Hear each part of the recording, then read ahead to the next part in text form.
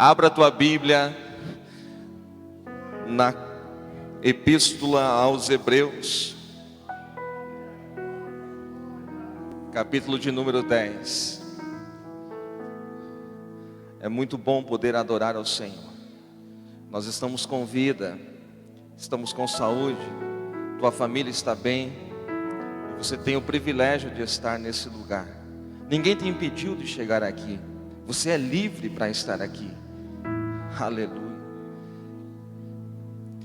Hebreus capítulo 10, nós vamos ler a partir do versículo 36.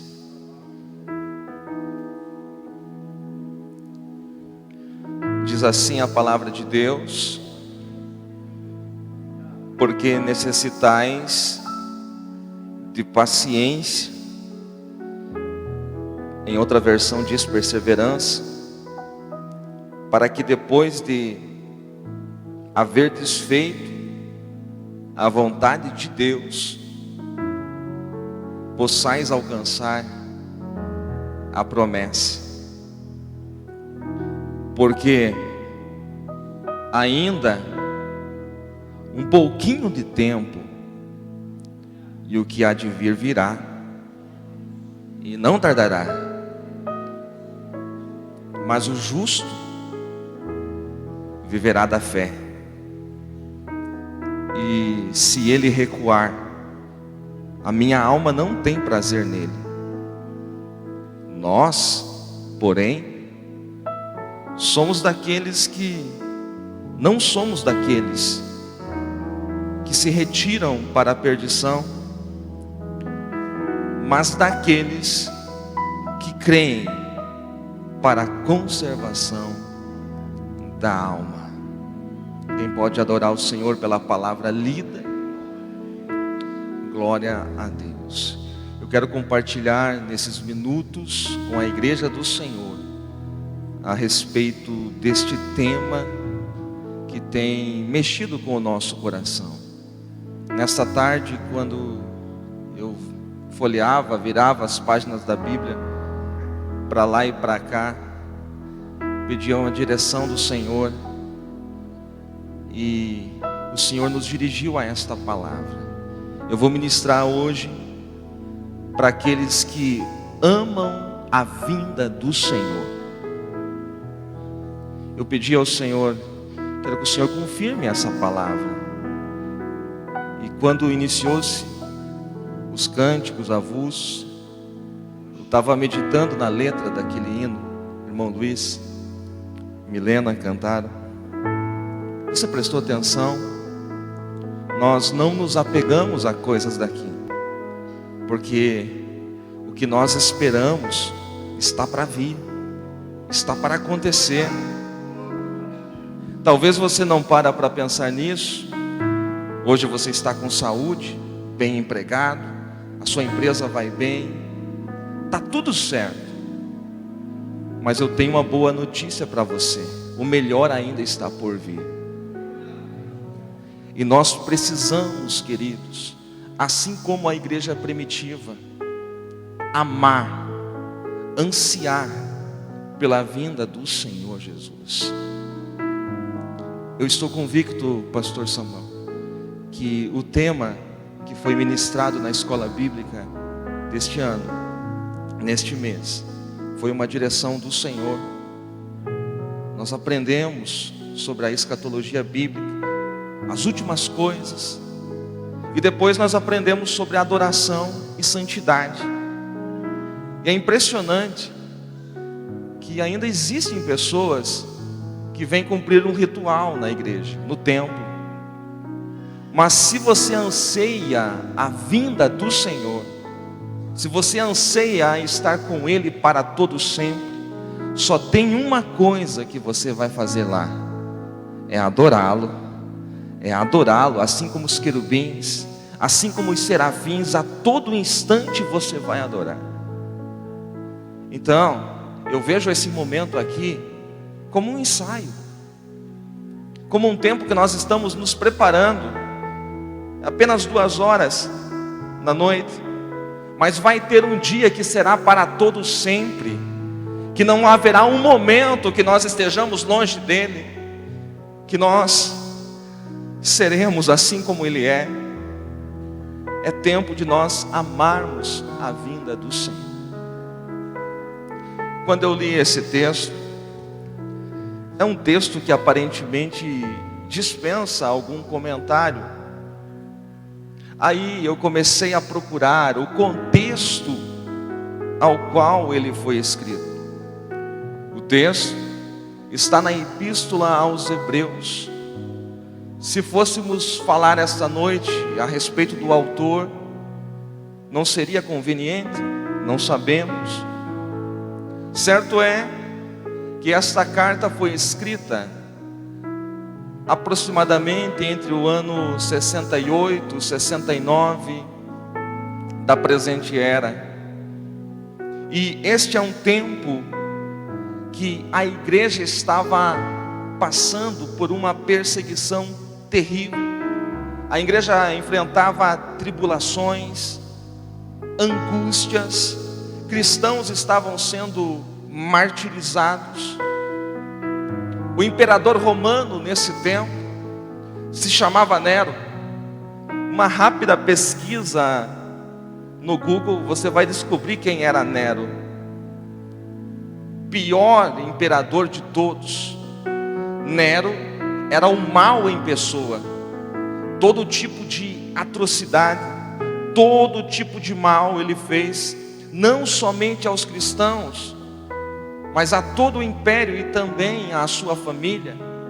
Nero foi aquele que foi capaz de matar a própria mãe, de matar uma esposa grávida a pontapés. Nero incendiou 14 bairros de Roma, somente para ele ter uma justificativa para matar cristãos. Este era o imperador Nero. Durante o seu reinado, Paulo foi martirizado, foi decapitado em Roma. Meses depois, o apóstolo Pedro foi crucificado de cabeça para baixo durante o império de Nero. E agravou-se muito a perseguição com a igreja.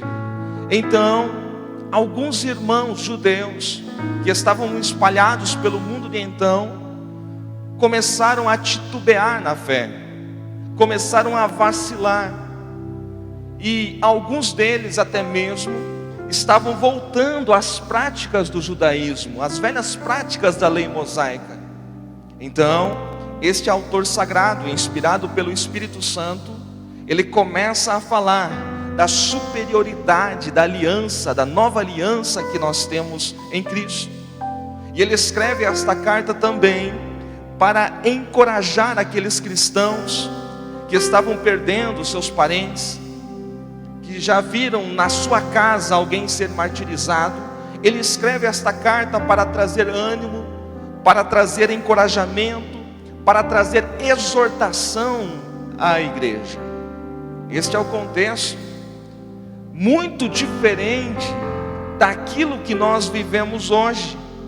Porque se alguém tinha motivo para desanimar, eram esses cristãos. Eles olhavam à volta e sempre alguém tinha uma história para contar. O filho, a esposa, o marido fora morto, fora martirizado por nada, somente por professar o nome de Cristo. Nós não temos isso em nosso meio.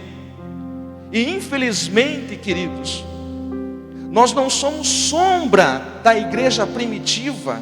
A nossa intensidade na adoração, na pregação, nós precisamos andar muito para nós chegarmos e dizermos somos cristãos e rememorarmos aquilo que esses santos fizeram. O autor aos Hebreus tem a incumbência de encorajar aquele povo a continuar. E aí ele diz assim, olhe para mim, olhe comigo no texto. Ele diz assim, porque vocês necessitam de paciência. Se na tua Bíblia está perseverança, não se prenda a esse detalhe, porque a palavra no original grego é a mesma. A palavra upomone quer dizer, fala de estabilidade, de constância, de tolerância. Paciência ou perseverança é uma característica daquele que não se desvia do seu propósito e da sua lealdade à fé por nada, mesmo que ele esteja enfrentando perigos, mesmo que ele esteja enfrentando tribulações, ele não desiste. Então essa palavra que está no texto bíblico, ela fala da característica de alguém que não para por nada, que prossegue. E a vida cristã é assim. Nós precisamos prosseguir, não importa o que aconteça. Então ele diz: vocês, irmãos, precisam de perseverança, vocês precisam continuar, vocês não podem simplesmente olhar para aquilo que acontece ao seu lado e desistir, vocês precisam prosseguir. E aí, ele diz mais, ele diz assim: depois, para que depois de vocês fazerem a vontade de Deus, vocês possam alcançar a promessa. O que Jesus muito falou durante o seu ministério, ele falou a respeito de perseverança inúmeras vezes. Quando eu olho para a Bíblia Sagrada, texto de Mateus 10:22, lá ele diz assim: vocês serão odiados de todos por causa do meu nome, mas aquele que perseverar até o fim será salvo. Quando eu olho para o outro sermão, capítulo 24 de Mateus, versículo 13, ele diz: mas aquele que perseverar até o fim, esse será salvo, esse cumprirá o seu propósito. Eu não vejo promessa alguma, amados, para alguém que desiste. Eu não vejo promessa alguma para alguém que uma vez está, outra vez não está. Conforme estiver o tempo, conforme acontecer as coisas, se ninguém me magoar, se ninguém me ofender, eu não vejo promessa para esse tipo de pessoas. A promessa é para quem é perseverante, para quem não olha para os lados, para quem aconteça o que acontecer, ele está firme dizendo: é por ti, Jesus, tu és, Jesus, a razão da minha adoração, a razão do meu prosseguir. Aleluia, glória a Deus. Isto é perseverança, queridos. Eu sei que às vezes parece que a água vai entrar no barco, mas quem te colocou nesse barco foi Jesus. A responsabilidade é dele. Então não olhe para o lado e nem pense em desistir, você não tem esse direito. E aí uma pergunta que você pode se fazer é: mas como que eu consigo paciência? Como eu faço para mim ter perseverança? Como eu conquisto? Como eu posso produzir? Aí, se nós fizéssemos essa pergunta para Paulo, Paulo falaria assim: você não leu Romanos? Você não leu Romanos capítulo 5, versículos 3 e 4, quando ele diz: não somente isto, mas nos gloriamos nas tribulações. E ele diz mais: sabendo que a tribulação produz a paciência. Sabe qual é o nosso problema? Nós olhamos para as tribulações, para as provações, para os desertos que passamos, e nós queremos desistir, e nós murmuramos. Muitas vezes, quem colocou a prova não foi o diabo, foi Deus que te colocou nesta prova, somente para Ele provar você, e para você demonstrar o seu amor a Ele. Só que é muito difícil, em meio à tribulação, nós percebermos que estamos crescendo. A tribulação produz a paciência. Evangelista, como faço para produzir paciência? Está aí a receita, está aí o segredo. Só que a gente não fala disso, porque não dá ibope falar de tribulação, falar de prova, não dá um marketing. É legal falar de muitas coisas como vitória. A vitória nossa vai ser quando nós estivermos para sempre com Ele. Nos gloriamos nas tribulações, sabendo que a tribulação, ela produz a paciência. E aí ele diz mais: para que depois que vocês fizeram a vontade de Deus, para que depois de tudo isso, de haveres feito a vontade de Deus, vocês possam alcançar a promessa. Paro aqui nesse versículo e me pergunto: qual é a vontade de Deus? Porque nós precisamos saber.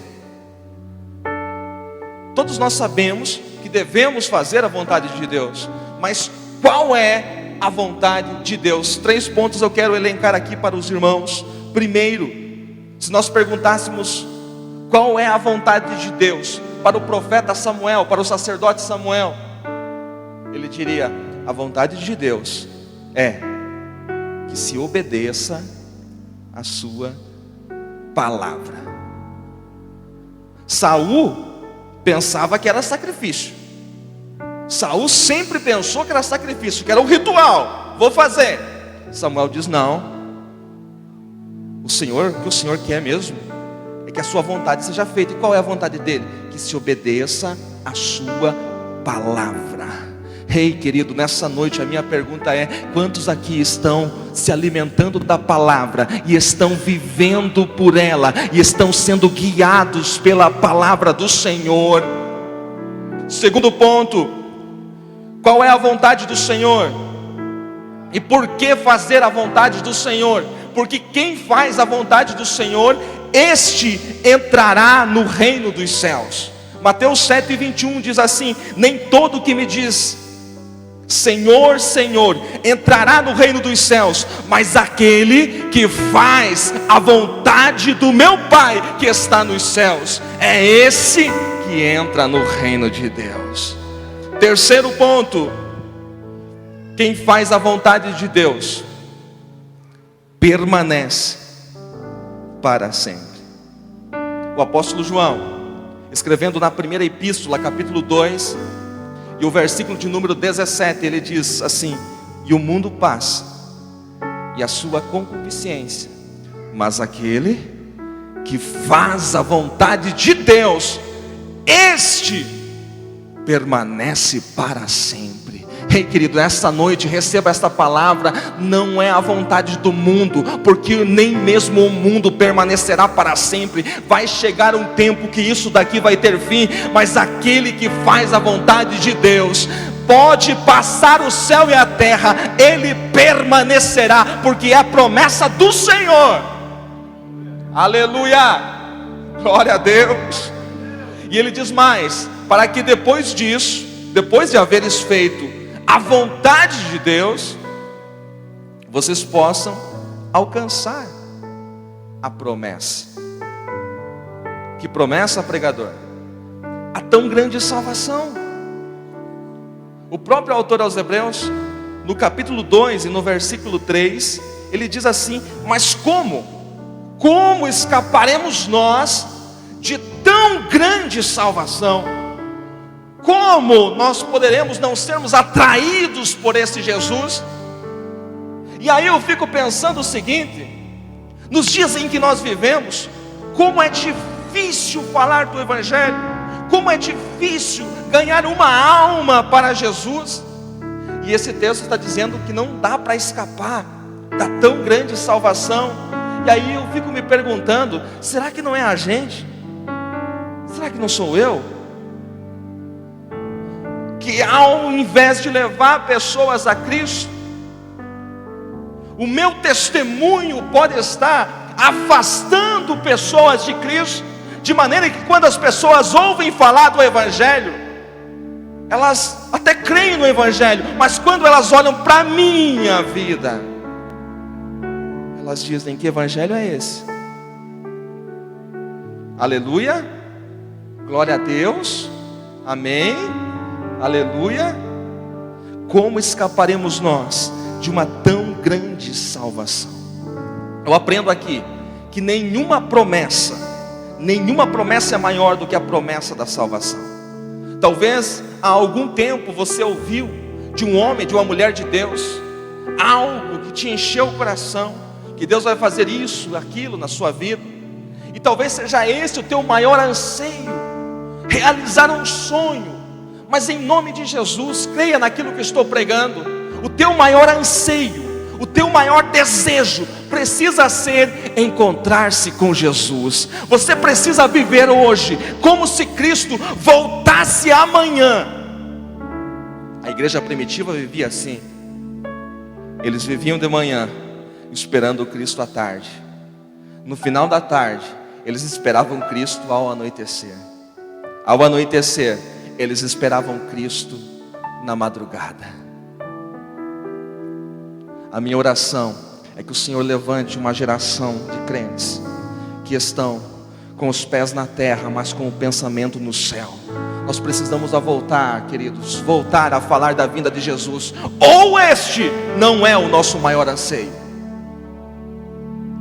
Fiquei muito triste tempos atrás quando li, pastor, que na década de 90, a cada 5 mensagens na Assembleia de Deus, 3 eram sobre arrebatamento. Daí eu nem quis, o autor do texto também falou que nem ia fazer a conta, para não gerar um constrangimento com os dias atuais. Aí eu fico me perguntando, quem mudou? A palavra mudou? A Bíblia da década de 90 era outra? Ou o mundo mudou? A política mudou, a cultura mudou, os meios de comunicação mudaram, o entretenimento mudou. Mas será que isto foi capaz de mudar a nossa essência do Evangelho? Será que isso foi capaz de tirar a chama do primeiro amor, que era falar de Cristo, que era dizer Maranata, Maranata, ora vem Senhor? O que foi que mudou? E eu fico me perguntando. E quando eu prego essa palavra, não pense os irmãos que eu estou me dirigindo a alguém, estou sendo agressivo. Não, eu estou pregando para mim essa noite também. Todo pregador é alvo da palavra. E eu cheguei à concepção que eu preciso ser mais intenso. Que eu preciso ser mais intenso nas minhas orações, na minha leitura da palavra, no estudo da palavra e no amor pela vinda de Jesus. Isso tem que ocupar um espaço maior no meu coração. Aleluia, aleluia, aleluia. No 37 ele diz assim: porque ainda, veja o incentivo, o estímulo, ainda um pouquinho de tempo, e o que há de vir, virá. E aqui eu fui pesquisar a respeito de como a igreja primitiva, ela esperava Jesus. E eu cheguei à seguinte conclusão: que a esperança dos crentes primitivos era que Cristo voltaria dentro dos seus dias, quando eles ainda estavam com vida, na primeira igreja. Por isso, eles estavam sempre preparados. E esta é a diferença entre nós e eles. Nós sempre esperamos que vamos ter uma nova chance.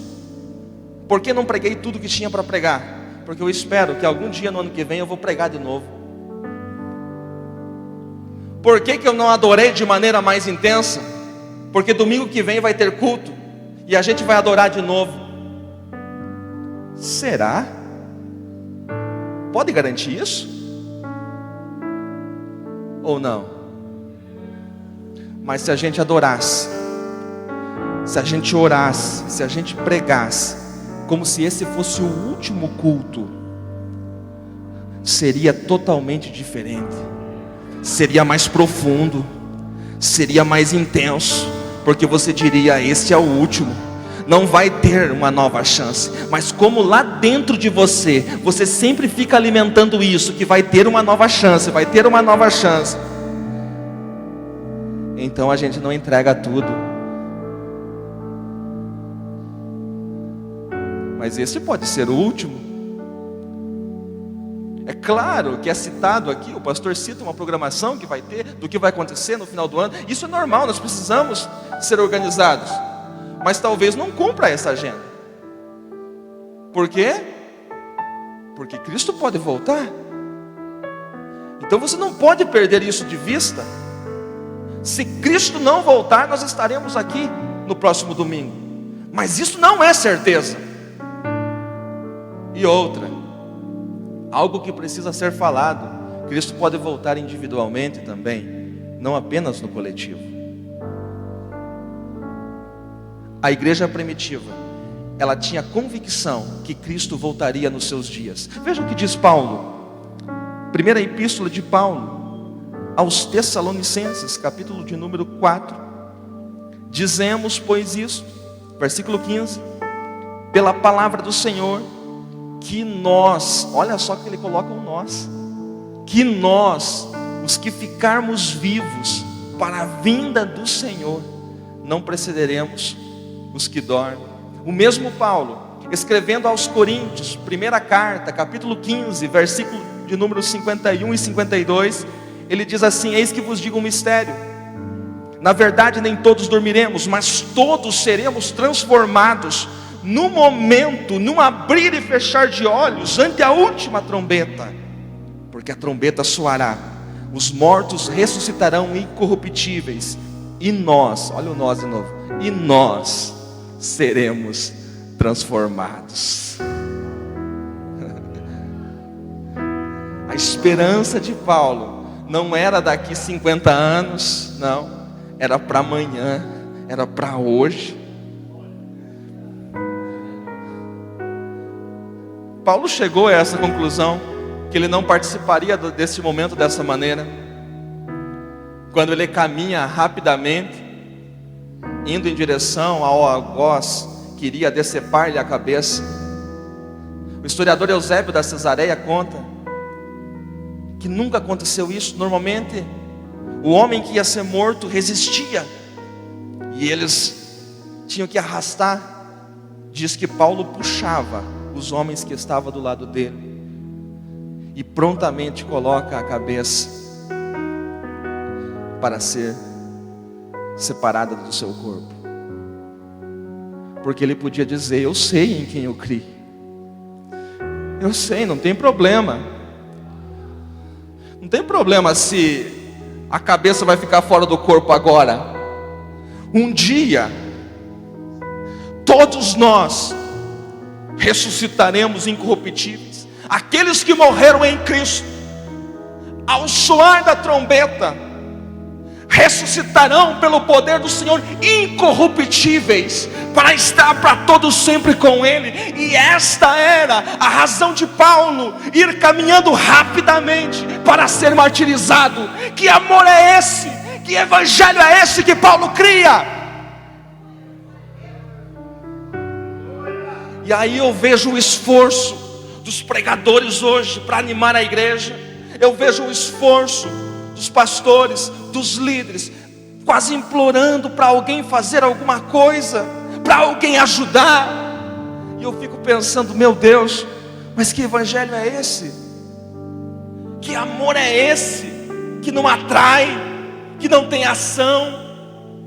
O amor não é em palavras, o amor é ação. Eu amo Jesus, pregador, então ame mais, porque nem se compara ao amor que Ele tem por você e ao que Ele vai fazer com você, te dar a vida eterna, sem você merecer.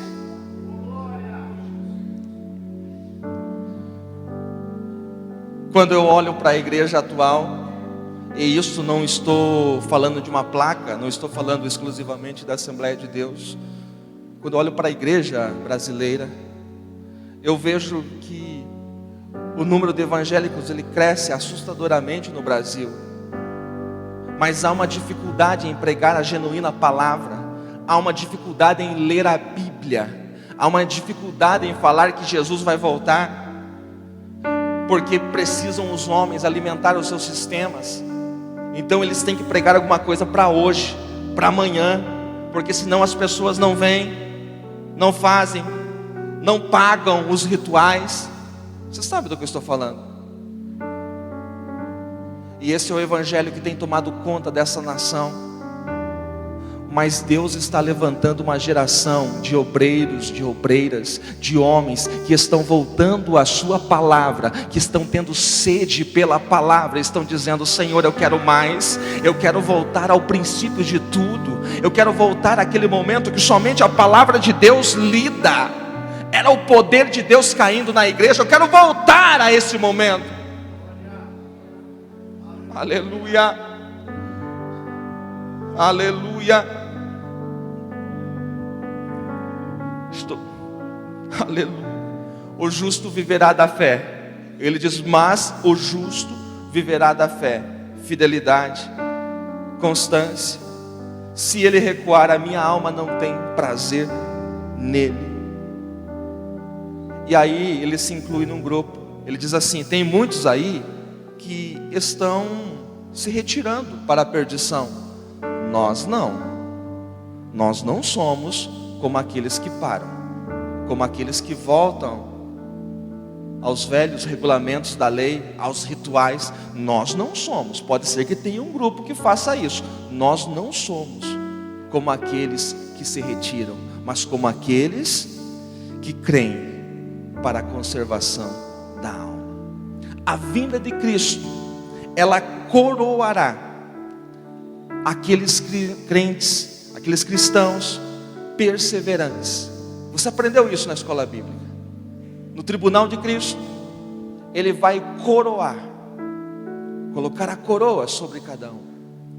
Quando os autores sagrados, seja o autor aos Hebreus, principalmente Paulo, eles falam desse instante, eles estão comparando aquele que vence uma maratona, lembrando a você que os Jogos Olímpicos em Atenas são anteriores aos tempos de Paulo. Paulo conhecia isso, por isso que ele sempre faz esta comparação. Nós não somos como aqueles que correm nos estádios, que eles vão atrás de uma coroa corruptível. Era um louro de ramos, era colocado na cabeça do vencedor, mas dentro de poucas horas aquilo murchava, não servia para nada. E Paulo diz, nós não somos como eles, mas nós teremos uma coroa incorruptível, e a vinda do Senhor coroará aqueles que foram perseverantes. Tem algum perseverante aí? Tem alguém que está continuando a batalha, aconteça o que acontecer? Tem alguém que diz, eu vou continuar, eu não vou parar, eu vou ser mais intenso, eu amo a vinda do Senhor. Quando escreve as suas últimas palavras, antes de sair para o martírio, voltando um pouquinho na vida de Paulo, quando ele ainda está numa masmorra, 2 Timóteo capítulo 4, ele fala que naquele dia, o justo juiz me dará a coroa da justiça. E aí ele diz uma coisa muito interessante que me alegra muito. Ele diz assim, não somente a mim, mas a todos que amarem, que amam a sua vinda. Todos esses, não é só Paulo, todos aqueles que amam a vinda do Senhor serão coroados com a coroa da justiça. Aleluia. Quando a gente fala da vinda de Cristo, muitas pessoas questionam, principalmente aí fora, e dizem assim, no tempo do meu avô já falavam que Jesus ia voltar. No tempo do meu bisavô, os crentes já falavam que Jesus ia voltar. Porque eles querem colocar Jesus no tempo, eles querem colocar Deus no tempo. Deus é eterno. O que é eternidade? Eternidade é a ausência do tempo. Deus não habita no tempo. O tempo foi algo que Ele criou para os homens. Deus habita fora do tempo, na eternidade. Está escrito em Isaías que o Senhor habita a eternidade. Então, o meu tempo não é o tempo dele. A mim cabe estar preparado. Eu quero dizer uma coisa, que Jesus nunca chegou atrasado. Em nenhum momento Jesus se atrasou. Até quando pensaram que ele tinha se atrasado, um homem, chefe da sinagoga, vai implorar que Jesus vá na sua casa, porque a sua filha está mal. Jesus vai. Alguém fala, olha, esse daí é o chefe da sinagoga. E Jesus vai. Só que no meio do caminho aparece uma mulher com uma doença estranha, 12 anos. E essa mulher toma tempo do Senhor, toma o tempo de Jesus. Isso na visão de Jairo. Estou falando aqui na visão de Jairo. Ela toma um tempo e Jairo está aflito porque a sua filha está quase morta e Jesus precisa chegar lá antes que ela morra. E a mulher por trás toca em Jesus, Jesus para, vai falar com a mulher e Jairo está aflito, ele vai se atrasar, não vai dar tempo, não vai dar tempo. Dito e feito, não deu tempo. Quando ele chegou lá, a menina estava morta. Essa é a concepção humana. Essa é a concepção de Jairo. Não deu tempo. Talvez se não fosse aquela mulher no meio do caminho, talvez desse tempo. Aí Jesus diz: não se preocupa não, a menina apenas dorme. E alguns riram, porque a menina estava morta. Ela apenas dorme. Jesus entra lá, tira todos os incrédulos. Eu sempre me perguntei por que Jesus tira. E somente Pedro, Tiago e João entram. Tira todos para fora da casa. E Jesus diz: menina, talita cumi, menina, a ti te digo, levanta. E a menina se levantou. Aí eu fico pensando na reação de Jairo, porque Jairo é igual a gente, pensando que Deus está atrasado. Mas Deus não se atrasa, Ele não mora no tempo. Alguém está entendendo o que eu estou pregando aqui? Alguém está entendendo? Deus não se atrasa. Cristo nunca se atrasou. Para Jairo, Jesus tinha que chegar antes da menina morrer. Jesus faz questão de chegar depois que a menina morrer, para mostrar que para ele morte não é o problema. Morte é apenas um momento para ele expressar o seu poder, que ele é o Todo-Poderoso, que a morte ele vence. Ele vem trazendo vida. Ele é a vida. Jesus trabalha assim, queridos. Ele não vem no meu tempo. Então não fica pensando assim: mas o mundo está indo de mal a pior. A América Latina está um caos. A política nos países vizinhos está crítica. Não sei o que vai acontecer, parece uma guerra civil. Não se preocupa, Deus tem o controle de todas as coisas. O que há de vir virá, não tardará. 2 Pedro 3:9. Eu vou encerrar aqui. Se puder aí, você colocar esse texto para mim. Segunda Epístola de Pedro, capítulo 3, versículo 9.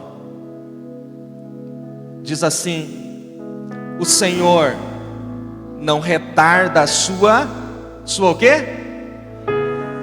Ainda que alguns a tenham por tardia, mas é longânimo para conosco, não querendo que alguns se percam, senão que todos venham a arrepender-se. Aleluia!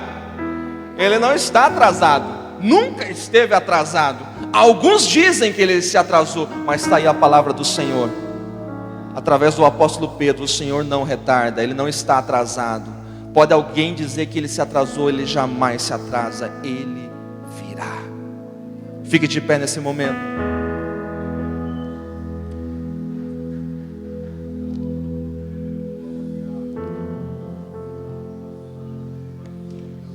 Eu sei que esta palavra reflexiva, que nos chama a atenção, ela é totalmente diferente de uma mensagem, por exemplo, que você vai vencer amanhã, que amanhã você vai vencer o urso, o leão, a porta vai abrir. É diferente, eu sei, porque essa é uma palavra de exortação.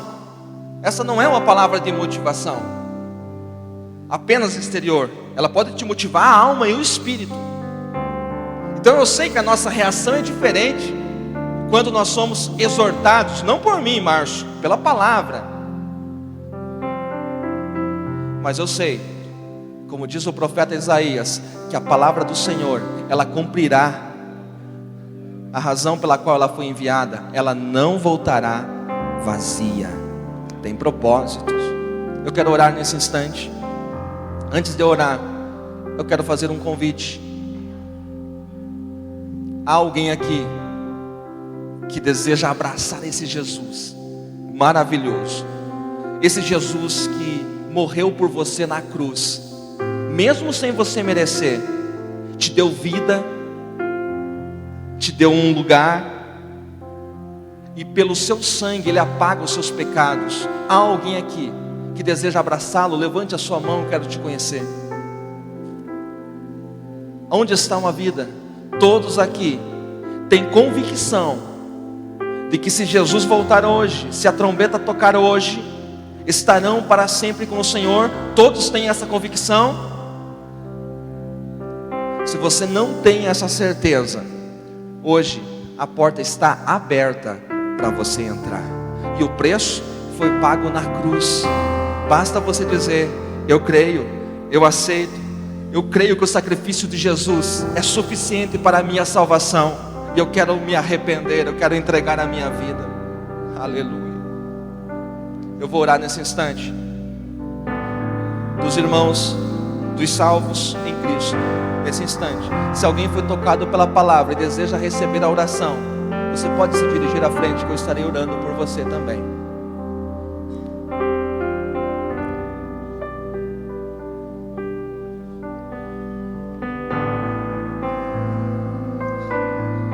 Aleluia. A palavra não volta vazia. A palavra atinge os propósitos. Eu tenho convicção do que ministrei essa noite, absoluta convicção. Não pense que quando você vem à frente, alguém vai ficar olhando lá, o irmão foi na frente. Isso não faz parte do nosso meio. Nós somos uma família. Este é o culto da família. E quando nós nos dirigimos à frente, nós estamos dizendo: eu creio na palavra que foi ministrada, e eu quero tomar posse dessa palavra. Deixa aquela concepção de que quem vem à frente veio se consertar, veio fazer. Não. Quem vem à frente está dizendo: eu creio na palavra que foi ministrada, e eu sei que a palavra cumpre os seus propósitos. Muitas vidas aqui foram alvos da palavra, além dessas que já estão aqui. O Espírito Santo me diz. Eu quero orar por você. Aleluia. Feche os seus olhos. Levante sua mão ao céu. Pai, a tua palavra foi ministrada conforme o Senhor colocou no meu coração. Uma palavra de exortação, mas também uma palavra de edificação. E o Senhor vem nos trazendo um despertamento, Senhor. O Senhor está nos levando de volta ao princípio, nos dirigindo de volta ao primeiro amor. E nós estamos olhando, Senhor, para a igreja primitiva e dizendo: onde foi que nós erramos? Por que nós mudamos? E nós queremos ser, Senhor, como no princípio. Restaura a chama em nós, meu Pai. Restaura o fervor. Acende o fogo novamente, Senhor, para que possamos ser mais intensos, vivos da tua obra, Senhor, e dizendo: Maranata, vem, Senhor Jesus, vem, Jesus, eu estou te esperando, Jesus.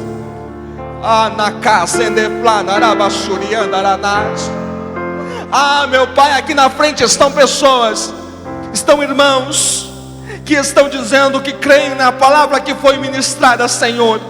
Tu sabes o que há em cada coração, Senhor. Eu abençoo essas vidas agora em nome de Jesus, e que o Espírito Santo esteja enchendo, e que o Espírito Santo esteja cumprindo, Senhor, os propósitos que tem através dessas vidas, Senhor. Meu Deus, eu clamo, Senhor, pela nossa igreja em Telemaco Borba. Aviva a tua obra, Senhor. Aviva no meio dos anos, desde as crianças até os anciãos. Que o teu Espírito venha de forma extraordinária, e que nós sejamos relevantes, Senhor, nesta cidade, nesse estado, nessa nação. Que nós tenhamos a luz de Cristo em nós, e que nós tenhamos a certeza que estamos aqui como peregrinos, como forasteiros, mas temos uma pátria, e não é aqui a nossa pátria. Somos cidadãos do céu, Senhor. Declaramos agora para o mundo ouvir: somos cidadãos dos céus. Estamos apenas como embaixadores do reino neste lugar. Somos embaixadores do teu reino. Não fazemos parte, Senhor, daqui, mas estamos aqui e queremos, Senhor, viver como aqueles que estão de passagem e que aguardam o céu se abrir, o céu se abrir e se encontrar com Cristo nas nuvens. Aleluia. Pai, fica conosco, Senhor, e que a palavra venha cair numa terra fértil, que os nossos corações sejam como terra fértil, onde a semente vai cair e vai produzir muito fruto, para a glória do Teu nome, Senhor. Em nome de Jesus, amém, amém, amém. Glória a Deus.